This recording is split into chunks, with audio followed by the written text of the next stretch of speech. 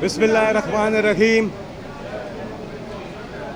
आज पाकिस्तान में एक बहुत अहम और तारीख़ी दिन है। आज फैसला होगा कि क्या जो हमारे यहाँ मुल्क में इलेक्शन होता है इसकी ज़रूरत भी है या नहीं होना चाहिए। इलेक्शन क्यों होता है?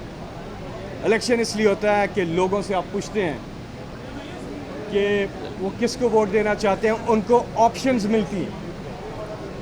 ये जो केस है ये असल में वोटर की राइट की प्रोटेक्शन का केस है बस, कि क्या वोटर जिस को चाहता है कि वो हुकूमत बनाए, क्या उसकी बात मानी जाती है या नहीं मानी जाती है। ये केस है। इस तरह नहीं हो सकता कि एक माइनॉरिटी गवर्नमेंट को मेजॉरिटी गवर्नमेंट में कन्वर्ट कर दिया जाए और उसके लिए पहली स्टेज पर जो फैसला आया भले के निशान लेने का वो गलत। वो बार बार ये जो सुप्रीम कोर्ट की हियरिंग चल रही है मखसूस नशिस्तों की, इसमें बार बार ये चीज़ सामने आई अदालत की तरफ से, जज साहिबान की तरफ से, कि वो फैसला दुरुस्त फैसला नहीं था, क्योंकि उससे आपने वोटर को उसके हक से महरूम किया। क्योंकि पाकिस्तान जैसे मुल्कों में जहाँ लिटरेसी रेट कम है, इंतखाबी निशान रखा जाता है जो वोटर ज़हन नशीन करता है और जाके बैलेट पेपर पे मोहर लगाता है। लेकिन जब इंतखाबी निशान ले लेते हैं तो आप उस वोटर से उसका हक छीन लेते हैं। उसके बावजूद वोटर ने, ये पाकिस्तान की तारीख का पहला इलेक्शन था जिसमें उम्मीदवार वोटर नहीं ढूंढ रहा था, वोटर ढूंढ रहा था कि इमरान खान ने किस उम्मीदवार पे हाथ रखा है, उसका इंतखाबी निशान क्या है, और उसको ढूंढ ढूंढ के वोट दिया। फिर दूसरी स्टेज पर फॉर्म 47 आ गया और तीसरी स्टेज पर मखसूस नशिस्तें जो तहरीक इंसाफ या इमरान खान के नामजद करदा कैंडिडेट्स या सुन्नी इत्तेहाद कौंसिल के कैंडिडेट्स, उनका हक बनता है, उससे उन्हें महरूम रखा गया। इस केस के अंदर दो चीज़ें सामने आई हैं जिसकी बुनियाद पर ये सीटें या पीटीआई को मिलनी चाहिए या सुन्नी इत्तेहाद कौंसिल को। पीटीआई को क्यों मिलनी चाहिए? उसकी वजह कि सुप्रीम कोर्ट ऑफ पाकिस्तान ने, जज साहिबान ने ये बात बार बार की अदालत में कि जी जो बल्ले का निशान लिया गया था उसके बाद पार्टी एफिलिएशन ख़त्म नहीं हुई थी। तहरीक इंसाफ के जो उम्मीदवार थे वो तहरीक इंसाफ के उम्मीदवार थे, इसलिए ये मेजर कॉन्स्टिट्यूशनल वायलेशन हुई है, कॉन्स्टिट्यूशन की वायलेशन हुई है जो उनको पीटीआई का उम्मीदवार नहीं बनने दिया गया। उन्होंने तो पीटीआई के ही उम्मीदवार थे, लेकिन जो फैसला था सुप्रीम कोर्ट का उसको सुप्रीम कोर्ट ये कहता है कि सही इम्प्लीमेंट नहीं किया गया और कॉन्स्टिट्यूशन की वायलेशन हुई है, तो वहीं पे पीटीआई रिस्टोर हो जाती है। अगर वो चीज़ गलत थी तो सारे पीटीआई के कैंडिडेट्स थे, इसलिए पीटीआई रिस्टोर होती है और पीटीआई को उसकी मखसूस नशिस्तें मिलती हैं। नंबर 2, मैंने कहा कि ऐसा नहीं तो फिर सुन्नी इत्तेहाद कौंसिल को क्यों मिलती हैं? इसलिए कि इलेक्शन कमीशन ने खुद सुप्रीम कोर्ट के अंदर जो डॉक्यूमेंट्स हैं उसमें क्लियरली लिखा हुआ है कि सुन्नी इत्तेहाद कौंसिल वो पार्टी है, पॉलिटिकल पार्टी है, रिकग्नाइज्ड है। वो पेपर दिया हुआ है, पेपर है, उसमें लिखा है, चार्ट है पूरा।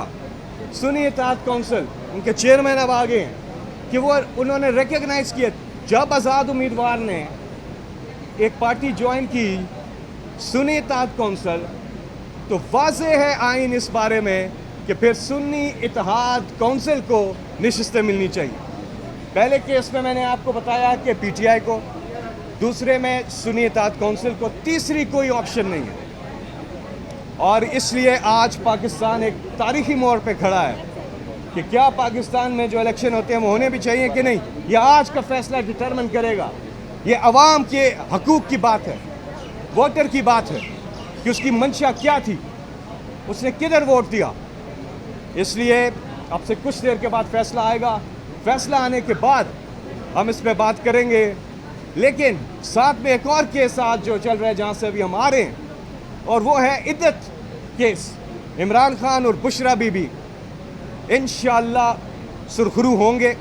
वो सुरखरू हो चुके हैं। जब जीतने लगते हैं विकेटें उखाड़ देते हैं, कहते हैं फिर से मैच होगा, फिर हुआ, फिर इतना लंबा ये चला इद्दत केस कि 29 मई को फैसला आना था, अनाउंस था, 23 मई को अनाउंस हुआ था कि 29 मई को फैसला आएगा। तो जब हम वहाँ जाते हैं फैसला सुनने के लिए, तो वो फिर और ज़्यादा वहाँ ड्रामा हुआ और उसके बाद फिर मज़ीद आगे चली गई बात। और आज की अब तारीख अनाउंस हुई, जो हाई कोर्ट का हुक्म है कि आज 12 जुलाई है, आज वो फैसला जो है वो करना ही करना है। अभी समाअत चल रही है वहाँ पर सेशन कोर्ट में, और आज वो फैसला भी आएगा और इंशाल्लाह इमरान खान और बुशरा बीबी वो सुरखरू होंगे। मज़ीद हम इस पर बात करेंगे मखसूस नशिस्तों के केस के बाद, फैसले के बाद, और फिर सेशन कोर्ट के फैसले के बाद इद्दत केस के हवाले से। जी, आप कुछ कहना चाहेंगे? जी, बिस्मिल्लाहिर्रहमानिर्रहीम। सबसे पहले फैसल भाई ने मेरा ख्याल है कि तमाम चीज़ों का अहाता कर लिया है। अव्वलन तो वो शर्मनाक केस जिसकी वजह से इस मुआशरे में रहते हुए इंसान का सर शर्म से झुक जाता है। मैं समझता हूँ कि उसके ऊपर इमरान खान साहब को और बुशरा बीबी को आज बाइज़्ज़त बरी होना चाहिए।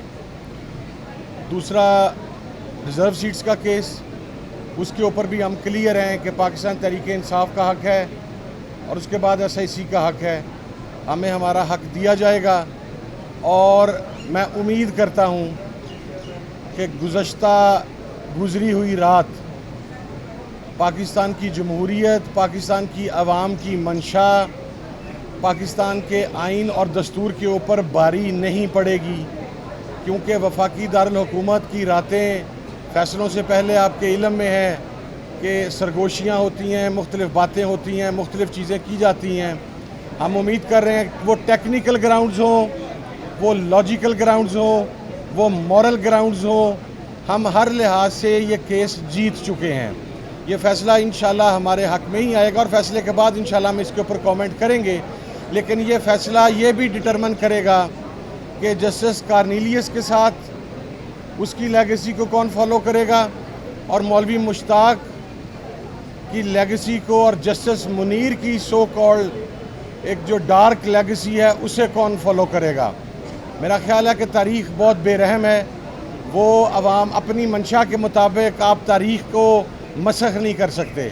आज का फ़ैसला पाकिस्तान की इस सुप्रीम कोर्ट के लिए, इसके काबिल एहतराम जजेस के लिए, पाकिस्तान की डेमोक्रेसी के लिए, पाकिस्तान की आवाम के लिए सबसे इम्पोर्टेंट है।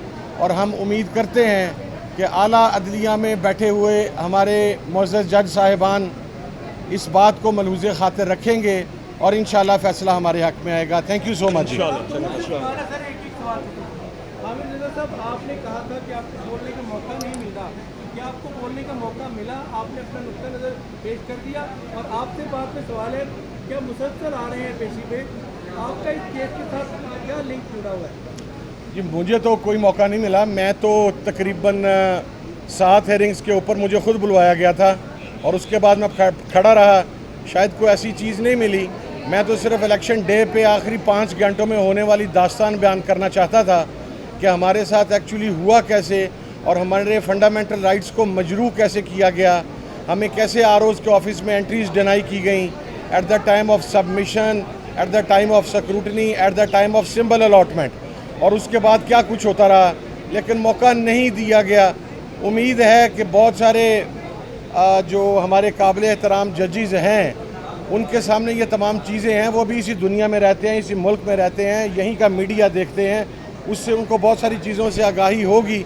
लेकिन ये गिला बहरहाल रहेगा कि हमारी इस सुप्रीम अदालत के चीफ जस्टिस जब कौमी असम्बली में आए थे तो पूरी कौमी असम्बली ने उनकी गुफ्तगू को तहम्मुल से सुना था, लेकिन उसी कौमी असम्बली का फॉर्म 45 का नुमाइंदा जब इस अदालत में आया तो उसकी आवाज़ को नहीं सुना गया। Thank you.